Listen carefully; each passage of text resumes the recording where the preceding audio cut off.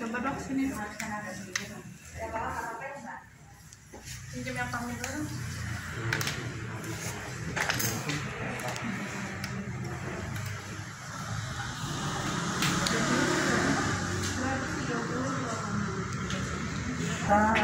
Nomor 130A KPAD ya? RT berapa Pak? RT 10. Nah, ibu siapa ini namanya? RW HM ini ya. Laki-laki atau bukan? Laki-laki ya? Oh, saya laki-laki juga. Jangan sampai saya dibilang perempuan.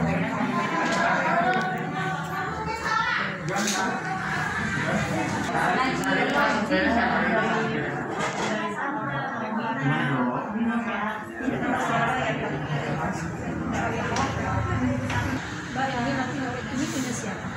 Punya kita, Puspa Kencana. Enggak, nanti per RT udah ada. Ini mah, ini coret-coret doang siap. Cuma kalau saya yang nulis tulisan saya seperti ini. Kalau ini tulisan saya, aku tahu, udah tahu. Aku saat kemarin tulisan kebaca yang benar. Iya benar. Yang kebaca aku doang. Enggak baca kok. Iya laporan bulanan kan dari bisa. Gila itu yang nulis.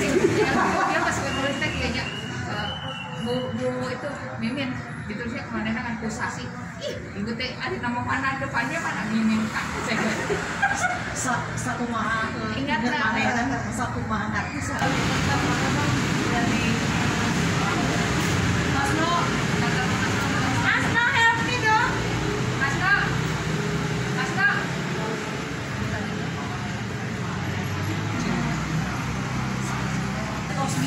buka ntar ini anak-anak buka Bismillahirrahmanirrahim. Satu. Nah, ada yang berdiri. Nah. udah tungguin Itu Bu Ika dulu bentar tuh. ayo Taib Ini orangnya Belang kamu buka. satu, Belang sorangan ya. satu, dua, tiga. Kan lagi. Sekarang ya. Bu, berarti pilih salah satu ya. Dua. mohon makasih Bapak yang banyak RT 4 dong contoh kita dong hidungnya maju hidungnya maju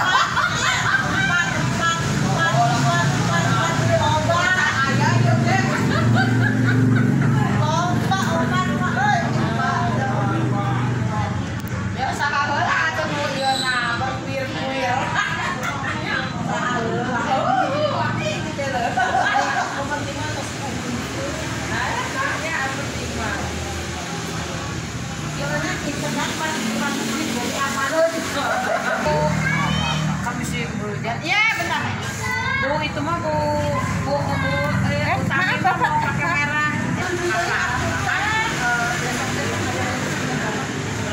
boleh kan dibawa ke tempat jam Tadi kemarin tuh udah dijaga. Kita lihat situasi aja nanti. karena gini maksudnya cuma fotonya Foto doang. jadi gini Mari Pak. kita biasanya ada jam boleh jadi 15 tiga orang aja di sini nanti mama kita di sini di sini untuk minta yang sudah tadi udah jenderal dulu tahu ya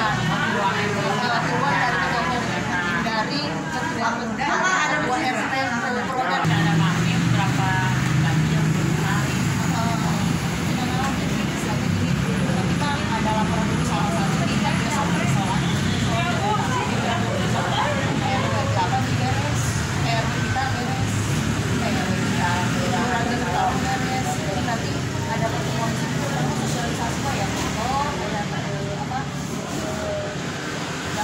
Ada sampaikan kalau untuk apa penyuluhan kenapa nggak mungkin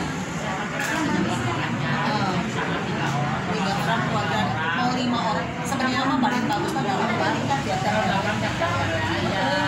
tiap kalau ada acara arisan masih absen sama tambah asistannya jadi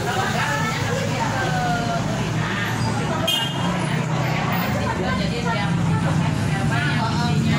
ini tuh si Mbak Ibu ini udah megang nanti apa nggak sengaja megang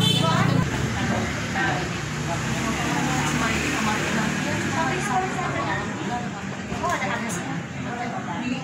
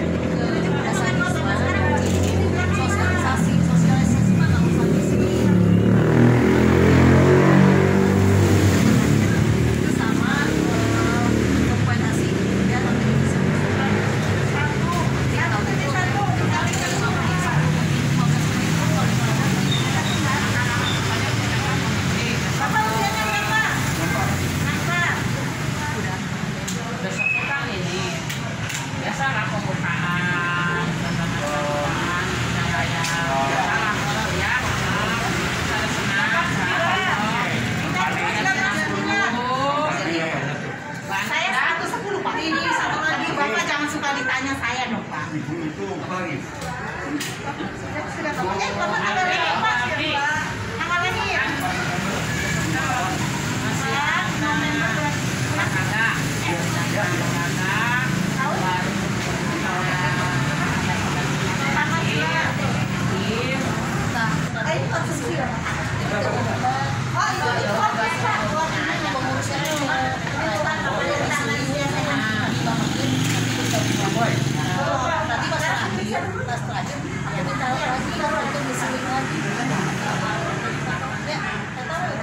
Nanti ada aku lagi pindahan biarin lebih aku ya.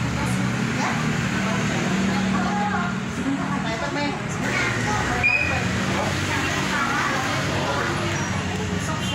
Ini perlu aja ya. oh iya ada ciosnya di mana Taiga bisa nggak ibu-ibu yang di sini? Sekarang mau masih dikurangi.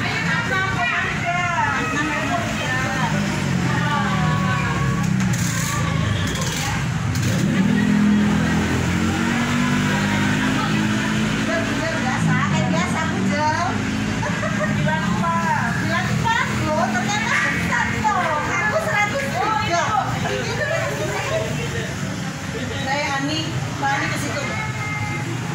Ya.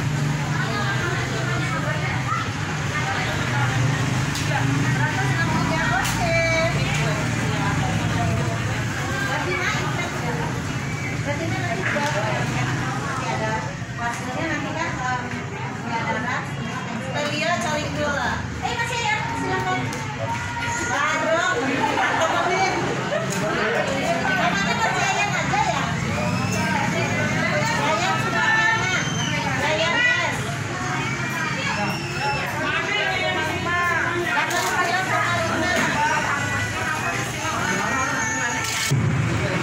Ya, para peserta kesehatan untuk mendengarkan penyuluhan dulu di luar.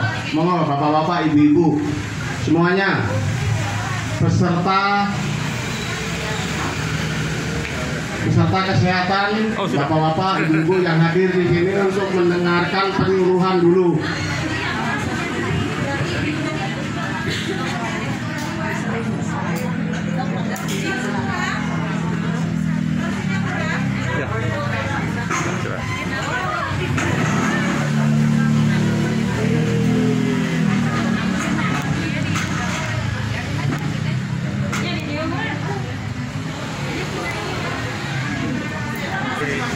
Perkenalkan Bu, saya Dr. Devi dari Puskesmas Karangsetra.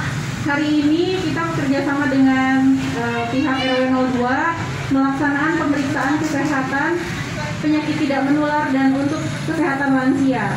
Jadi Bapak Ibu warga Geger Kalong, perlu Bapak Ibu ketahui, Bapak dan Ibu 1 tahun sekali itu mempunyai hak untuk mendapatkan pemeriksaan gratis seperti ini Pak, Bu. Jadi kalau Bapak dan Ibu tahun ini sudah diperiksa di sini, tahun depan tahun 2023 Bapak Ibu bisa mendapatkan pemeriksaan serupa.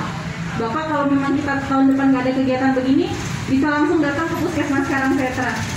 Gitu ya. Jadi Bapak dan Ibu punya hak sebetulnya. Jadi diambil aja haknya untuk tahu kesehatannya gitu ya. Nah, hari ini Pak, Bu, saya akan menyampaikan sedikit mengenai kesehatan lansia di era pandemi COVID-19. Kenapa sih kok harus lansia, Bu? Kenapa bukan anak-anak? Kenapa bukan stunting gitu ya? Karena lansia ini adalah masa depan kita semua, Bapak Ibu. Gitu. Proses menua itu pasti, tapi menua yang bagaimana dulu? Jangan sampai nanti tua hanya tinggal di tempat tidur, diam, tidak bisa beraktivitas, tidak bisa melakukan kegiatan secara mandiri. Jangan sampai begitu, ya.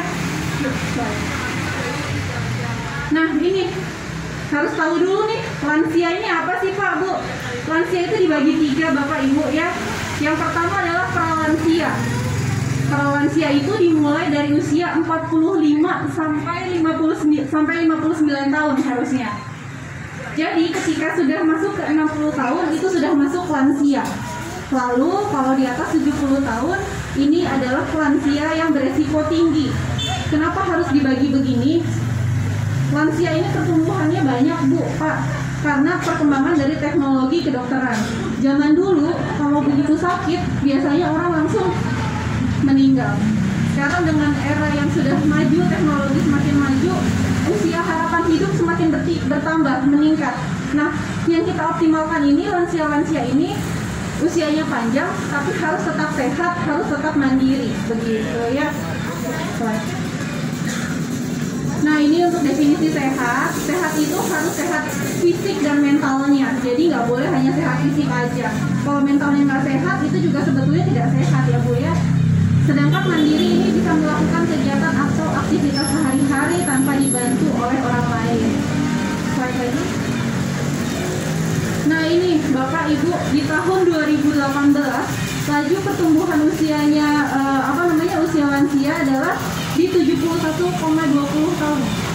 Jadi di tahun 2010 usia harapan hidup orang Indonesia hanya 69 tahun nih.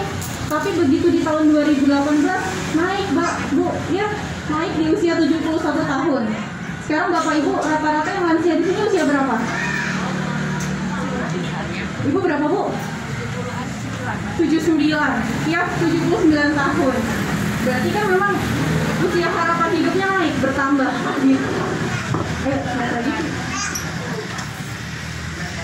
Nah ini Bu, Bapak Ibu, lansia itu permasalahan kesehatannya banyak sekali. Mulai dari yang paling ringan, Bapak Ibu pasti merasa ya, mulai pertama masalah makan. Masalah makan dimulai dari mana Bu?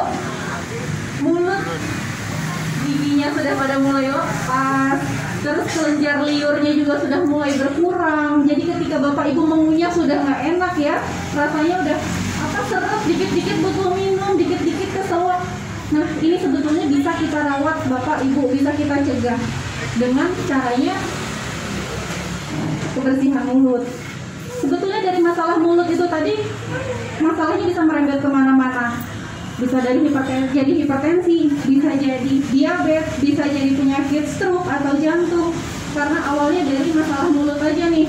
Atau nanti biasanya paling banyak pada lansia adalah malnutrisi. Jadi jangan salah, lansia itu gemuk-gemuk tapi sebetulnya malnutrisi. Ototnya menciut, isinya lemak aja. Karena tadi masalah makannya nggak enak. Mau makan ayam udah nggak bisa, makan daging apa lagi? Ya ngunyahnya susah, nelennya susah. Gitu ya. Nah ini tadi Bapak Ibu seperti yang saya bilang, menjadi tua itu adalah pasti. Menjadi tua itu adalah proses yang alami, sudah pasti itu. Lansia itu adalah masa depan kita semua, masa depan saya, masa depan Bu Alfia akan jadi seperti Bapak dan Ibu. Tapi bagaimana kita menjadi tua tadi, ya? Nah ini adalah tips menuju lansia. dan mandiri. Buat bapak ibu yang masih muda, titip di rumah pasti ada lansia ya, pasti ada bapak ibunya atau ada kakek neneknya yang lansia, nanti mungkin bisa disampaikan. Yang pertama, hindari pola hidup tidak sehat. Yang kedua, makanan gizi seimbang. Yang ketiga, lakukan aktivitas fisik dan olahraga. Yang keempat, periksakan kesehatan secara berkala seperti hari ini, gitu ya. Yuk, slide kita bahas lagi. Ini perilaku kesehatan lansia ini ditentukan 8% dari keturunan, 29% dari lingkungan, 53% ternyata yang paling banyak adalah dari perilaku, lalu sisanya 10% dari pelayanan kesehatan. Jadi perilaku Bapak Ibu selama inilah yang akan berpengaruh terhadap kesehatan Bapak dan Ibu di masa depan. Yuk, slide lagi. Nah ini ya, diet tidak sehat. Diet tidak sehat itu apa sih Bu? Pak, konsumsi garam berlebih, makan lemak yang berlebih. Tadi mungkin Bapak dan Ibu yang sudah masuk ke dalam ditanya ya, Bapak Ibu sehari makan gula berapa banyak? Garamnya berapa banyak? Lemaknya berapa banyak? Itu karena akan berpengaruh semua Pak. Bisa jadi hipertensi, hiperlipidemia. Hiperlipidemia itu adalah kelebihan lemak, lipid ke lemak ya. Terus diabetes mellitus. Yang ketiga, obesitas. Lingkar perutnya tadi ya, yang Bapak Ibu, Bapak di atas 90 cm, Ibu di atas 80 cm, itu sudah lingkar perutnya berlebihan, nggak boleh ya, resiko ke arah penyakit jantungnya bertambah. Belum lagi tadi ketidakaktifan fisik. Bapak Ibu banyak kan kalau udah sepuh begini males ya, mager mau gerak, diam aja di tempat tidur. Kalau ototnya tidak dipakai Bu, Pak, nanti lama-lama otot Bapak dan Ibu akan menciut. Ibu Bapak mungkin sering lihat, kenapa ngerasa nggak? Mungkin ada nggak di sini yang kalau diukur tinggi badannya, oh saya berkurang, jadi kurang 5 cm, berkurang 3 cm dari masa muda dulu. Itu adalah penyusutan massa otot karena tidak pernah digunakan, gitu ya. Makanya kenapa harus kita tekankan makanannya yang bagus, olahraga tetap harus, aktivitas fisik tetap harus, supaya ototnya tetap dipakai, tidak menciut gitu. Karena rata-rata lansia pasti pengurangan massa otot, jadi diukur aja yang gampangnya dari tinggi badan tadi pasti berkurang, entah 2 atau 3 cm itu pasti berkurang. Lalu ada merokok dan stres, ini juga pengaruhnya banyak, nanti bisa kemana-mana ya. Slide lagi. Nah ini gaya hidup tidak sehat. Tadi bilang, ada siapa yang bilang ya, saya udah rajin puasa Senin Kamis tapi kenapa berat badan nambah terus? Oh, coba dicek, kalau makan gorengannya gimana? Ma, buka puasanya pakai gorengan, pakai kolak ya. Terus kali makan nasi pakai sambal goreng kentang, kan itu sama-sama karbohidrat. Belum lagi ditambah kerupuknya, belum lagi tambah mendoannya, gorengan lagi ya, itu jadi semua kalorinya berlebih Bu.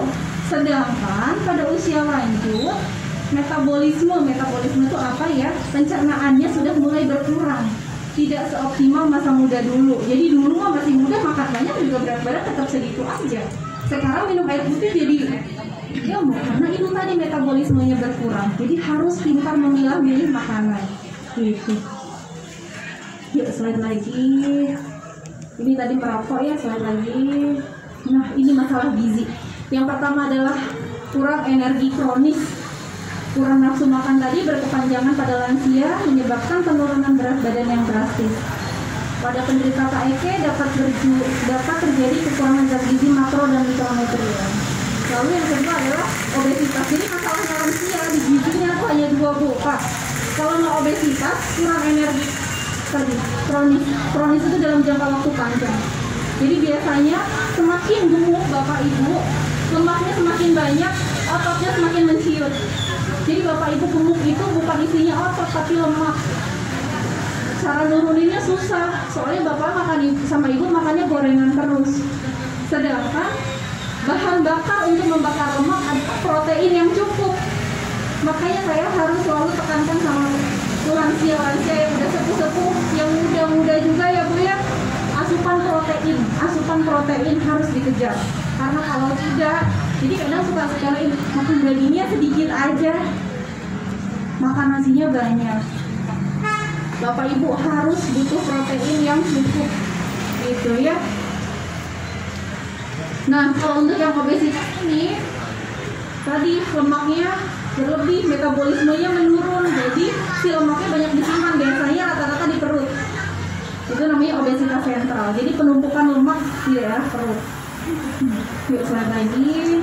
Nah, ini Pak Bu, gizi seimbang. Jadi kalau zaman dulu, Bapak Ibu mungkin ingatnya apa? Kalau gizi seimbang Bu? Dulu Pak 4 sehat 5 sempurna. Sekarang sudah tidak ada lagi 4 sehat 5 sempurna. Nggak boleh. Ini berlaku juga untuk anak cucu kita ya, yang masih kecil-kecil itu udah nggak boleh 4 sehat 5 sempurna, itu udah nggak boleh. Namanya sekarang adalah gizi seimbang. Harus seimbang.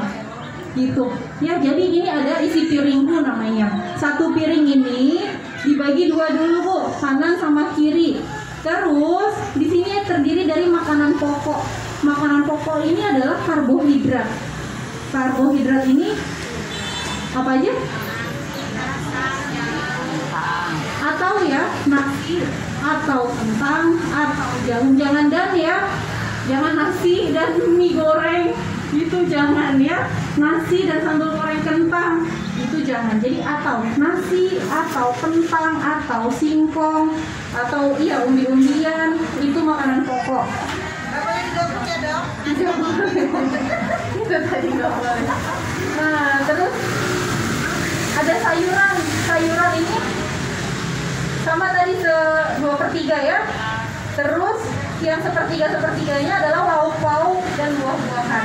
Jadi saya selalu bilang ke pasien-pasien yang gampang itu adalah rule of 5. Kan susah ya kalau misalnya mau mengukur timbangan gitu ya.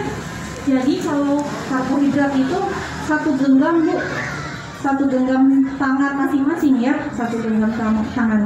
Ini karbohidrat. Jadi misalnya sudah makan mie goreng, terus protein ini lauk pauknya sama dengan 1 telapak tangan Bapak dan Ibu. Lalu sayur-sayurannya 1 mangkok ini, 1 porsi ini yang gampang ya, cara kasarnya aja di rumah, karena jarang ya saya rasa Bapak Ibu nimbang dulu mau makan, ambil timbangan dulu, guru lapar. Gitu ya. Lalu buah-buahannya juga jangan lupa ya. Oke, slide lagi. Nah, ini melakukan aktivitas fisik. Tadi banyak yang tanya, aktivitas fisik yang kayak gimana yang boleh oleh usia lanjut? Sebetulnya aktivitas fisik yang baik itu adalah yang dilakukan rutin.